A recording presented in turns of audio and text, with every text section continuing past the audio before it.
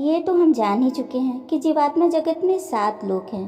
प्रथम लोक सबसे निचला तल है और 7वां लोक सबसे उच्चतम। हमारे कर्म डिसाइड करते हैं कि हम किस लोक में जाएंगे। उससे ऊपर के लोकों में जाने की हम चाहें जितनी भी कोशिश कर लें, सब व्यर्थ जाएगी। हम जिस लोक के योग्य हैं, हमारा अवचेतन मन अपने आप ही हमें वहाँ पहुँचा देगा। और सबसे महत्वपूर्ण बात कि हम जिस लोक में हैं उससे ऊपर के लोक हमारे लिए अदृश्य होते हैं, जबकि नीचे के लोगों को हम देख सकते हैं। यानी 5वें लोक से जो नीचे की आत्माएं हैं वो अपने लोक को और अपने से नीचे के लोगों को तो देख सकती हैं, वहाँ जा भी सकती हैं, पर ऊपर के लोग उनके लिए अदृश्य होंगे। अब जो चीज़ दिखाई ही नहीं देगी वहाँ जाना भी तो असंभव ही होगा ना। लेकिन 5वें लोक या उससे ऊपर के लोगों की आत्माएं कुछ शर्तों पे अपने से उच्चतर लोकों की यात्राएं कर सकती हैं। जैसे उच्चतर लोक से कोई आत्मा उन्हें आमंत्रित करे, या फिर उस लोक की कोई उच्च भली आत्मा द्वारा उस आत्मा को अनुमति मिल जाए, तब वो खुद से ऊपर के लोकों में जा सकती है। या उस आत्मा ने कोई खास प्रशिक्षण प्राप्त कर लिया हो जिससे वो उस लोक में जाने के योग्य हो गई हो। इस प्रकार कई कंडीशंस होते हैं। अगर वो उस पर खरी उतरती है तभी उन्हें ऊपर के लोकों में जाने की अनुमति मिलती है, अन्यथा नहीं। और इतना आसान भी तो नहीं है ऊपर के लोकों में जाना। जैसे जैसे हम ऊपर की ओर उठते जाते हैं बहुत हल्के होते जाते हैं। अब जैसे 6ठे लोक की कोई आत्मा है, वो हल्की तो है पर 7वें लोक की अपेक्षा कम हल्की होती है। इसी तरह ऊपर की तरफ प्रकाश भी बढ़ता जाता है।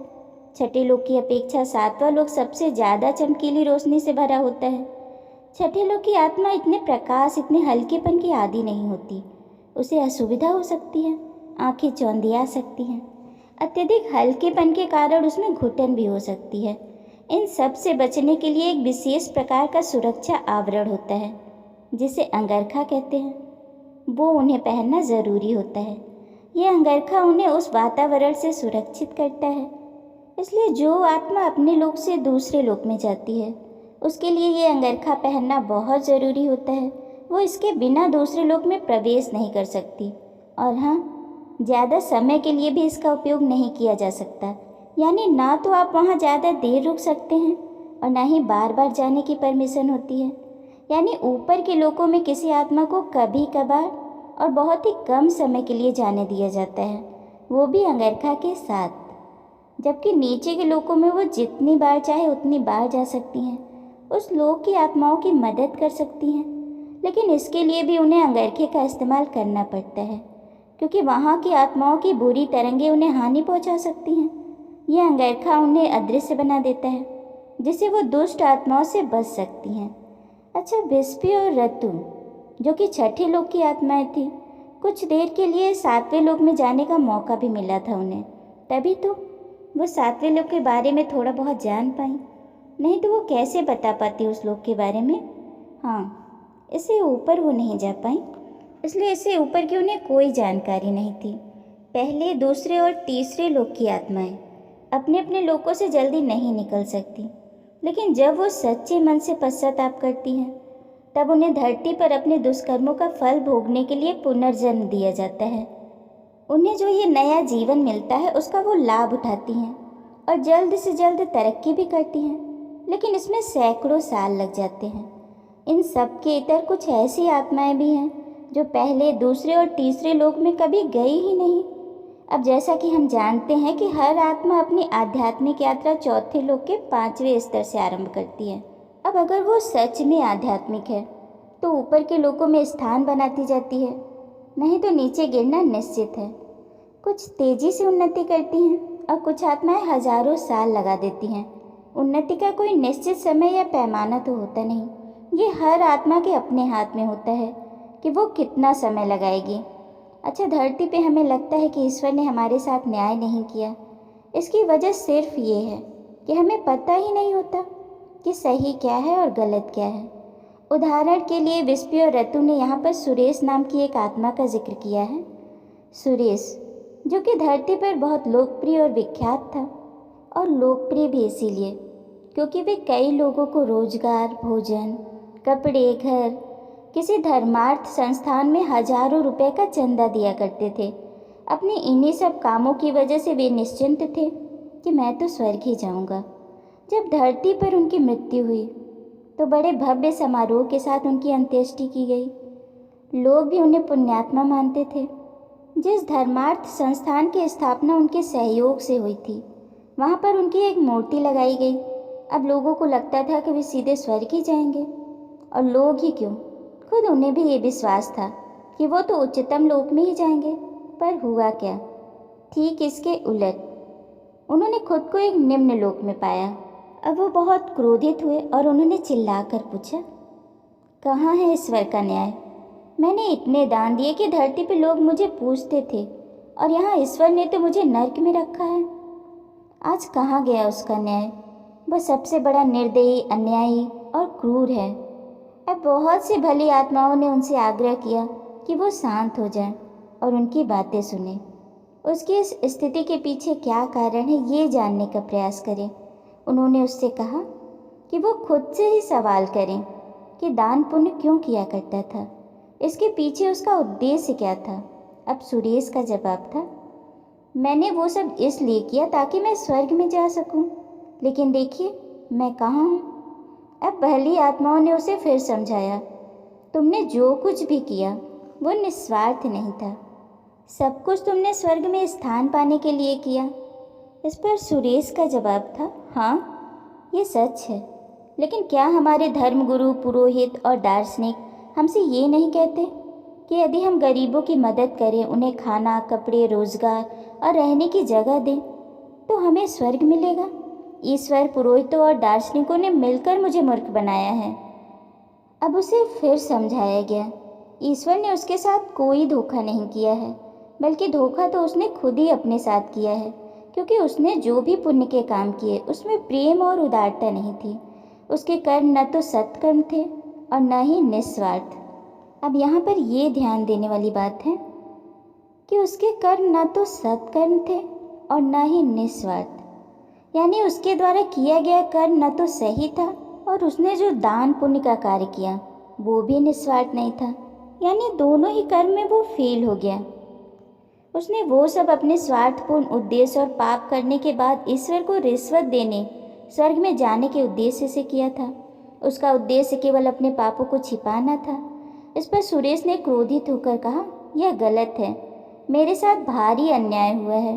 मुझे तो स्वर्ग में होना चाहिए था। मैं स्वर्ग के लायक हूँ, क्योंकि मैंने अपने पाप धोने के लिए और स्वर्ग में आनंद लेने के लिए इतने सारे अच्छे काम भी तो किए हैं। इसके बदले ईश्वर ने मेरे साथ धोखा किया है और मुझे यहाँ नर्क में रखा है। अब सुरेश को इतना बड़ा धक्का लगा था कि वो ठीक से सोच ही नहीं पा रहा था कि उसने जो पाप किए थे उसे हजारों दान देकर भी धोया नहीं जा सकता था। उसने धर्म गुरुओं और ईश्वर को बहुत भला बुरा कहा। वो ये समझ ही नहीं पा रहा था कि एक तो पाप कर्म करना और फिर स्वार्थपूर्ण उद्देश्य से किया गया दान, ये दोनों ही काफ़ी थे उसे नरक में डालने के लिए। वो अपने कर्मों पर ध्यान ना देकर अपने द्वारा किए गए दान पर ध्यान दे रहा था, और वो भी कैसा दान जिसमें दूसरों की मदद से ज़्यादा अपना लालच छिपा था। उसे लगता था कि इन दानों से मेरे द्वारा किए गए पाप कट जाएंगे, पर ऐसा संभव नहीं है। इससे कोई फर्क नहीं पड़ता कि हम कितना दान करते हैं, अपने पापों का फल हमें भोगना ही पड़ता है। यानी हमारे द्वारा किए गए पाप कर्म सिर्फ और सिर्फ हमारे कर्म से ही कटेंगे, और वो भी निस्वार्थ कर्म। अपने पापों को धोने का सिर्फ एक ही रास्ता है, जिसका हमने नुकसान किया है उसकी भरपाई करें। इसलिए अगर किसी के मन में ये धारणा है कि उसने हजारों लाखों का दान किया है इसीलिए वो स्वर्ग का अधिकारी है, तो अपने मन से ये भ्रम तुरंत निकाल दें। अब अगर हम ठीक से देखें तो हमारा जीवन दो भागों में बटा होता है, एक सांसारिक कर्म और दूसरा धार्मिक कर्म। सांसारिक कर्म में हम खुद को पूरी छूट दे रखते हैं, दुनिया में जीने के लिए हर दंडफंदी काम जिससे हमारा लाभ हो, हमारे लिए वो सब जायज़ है। अब आता है सिक्के का दूसरा पहलू, इन गलत कामों को काटने के लिए किया गया धार्मिक कार्य, या अपनी भाषा में कहूँ तो कर्मों को मेकअप करने का सिलसिला, जिसे हम धार्मिकता के ब्रश से साफ करना चाहते हैं। यार, कर्म तो मैंने बहुत घटिया वाले किए हैं, जैसे जो काम मैंने किए ही नहीं उसके भी पैसे लिए, रिश्वत, घूस, इसी का तो एक रूप है ना। धंधे में भी 420 बहुत की, दूसरों के हक पर भी हाथ साफ किया, और कहा क्या, ये सब चलता है। आजकल ये आम बात है, सब कर रहे हैं, इसमें क्या गलत है। मैंने किसी की जान थोड़ी ना ली, अपने परिवार के लिए कुछ पैसे बटोरे, बस, इसमें क्या गलत है। इन सब में हमें कुछ गलत दिखाई ही नहीं देता। चलो माना कि हमने मर्डर नहीं किया, पर हमारे मिलावटी सामान खाकर किसी को लंबी बीमारी ने पकड़ लिया जो उसकी जान के साथ गई, अब क्या कहेंगे। हमने डायरेक्टली किसी को भले ही नहीं मारा, पर उसकी मौत का जिम्मेदार कौन। माना किसी पे हमने पैसों का प्रेशर बनाया, भाई इतने पैसे मिलने पर ही आपका काम करेंगे, अब मुझे ज़रूरत है उस काम की, या कहें हमारी मजबूरी है उस काम के लिए पैसे देना। अब ज़रा सोच के देखिए, कोई ऐसा व्यक्ति हो जिसके पास पैसे ना हो, अब पता नहीं वो कहाँ कहाँ से किस तरह से आपके लिए जुगाड़ करके लाएगा। इस दौरान वो जो मानसिक रूप से टार्चर हुआ, या और भी कई सिचुएशन बन सकती है। ऐसी स्थिति में उसके और उसके परिवार के दिल से आपके लिए दुआएं तो नहीं फूटेंगी ना। उसके दर्द का जिम्मेदार कौन, जबकि आप सरकार की तरफ से उस काम की पगार ले रहे हैं और उस व्यक्ति को भी मानसिक रूप से प्रताड़ित कर रहे हैं सिर्फ पैसों के लिए। खैर चलिए, नॉर्मल है कहते हैं और आगे बढ़ते हैं। अब इन सब कामों के लिए हम शॉर्टकट क्या ढूंढते हैं, क्योंकि हमारी आत्मा तो सब जानती है कि सही क्या है और गलत क्या। पता है हमें कि हमने जो किया वो गलत था। अब उस गलत को सही करने का हमें एक रास्ता दिखाई देता है, कुछ दान कर दे, धर्म स्थल हो आए, कुछ कुंड कुंड डुबकी लगा लें, कुछ बड़े बड़े पूजा जाप यज्ञ करवा लें। और वो भी क्यों, क्योंकि हमारे द्वारा किए गए पाप कट जाए। अब जरा सोच के देखिए, क्या इससे किसी का जीवन लौट आएगा। शरीर में रहते हुए उसने जो पीड़ा झेली, उसका मोल सिर्फ इतना सा, ये कहाँ का न्याय है। उतनी पीड़ा, उतना दर्द, उतनी प्रताड़ना जब तक हम खुद नहीं झेलते, हिसाब बराबर कैसे होगा।